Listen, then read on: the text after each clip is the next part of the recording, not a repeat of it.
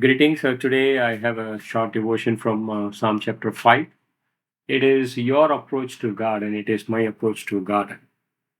Because I picked on this verse which says, Psalm 5, verse 7, through the abundance steadfast love, through the abundance mercy of God, and I will enter into the house of God and I will bow down before God in the holy temple.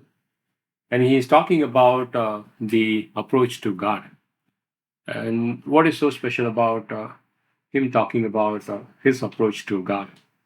Because the psalmist is a sinner, right? All men are sinners, and we have fallen short of the glory of God. Apostle Paul says in Romans chapter 3.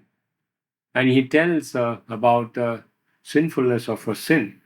In verse 4, he says that God cannot delight in wickedness, and that is in me.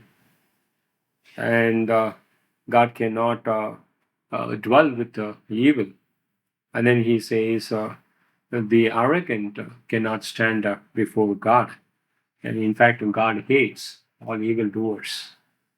And God destroys, in verse 6, those who speak lies. And it is an abomination when people are in violent mode.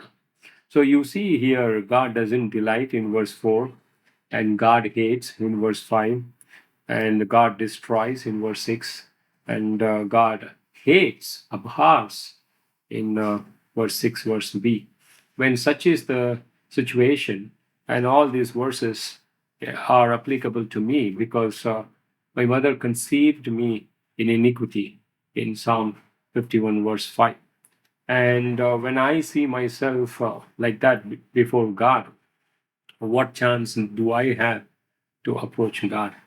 But the psalmist to say, I'm going to go before God.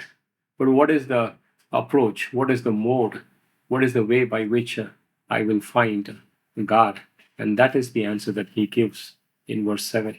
I will go in the abundance of the mercy of God, right?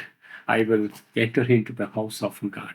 It is like the man who is in Matthew chapter 18 said, God, be merciful unto me. It is the same tone that Apostle Paul has in Ephesians chapter 2, verse 8. Not 2 verse 8. In the second chapter, he says, but by the mercies of God.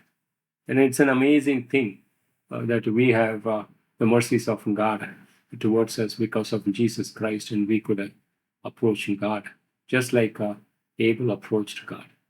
I want you to think about these thoughts. Thank you so much. God bless you.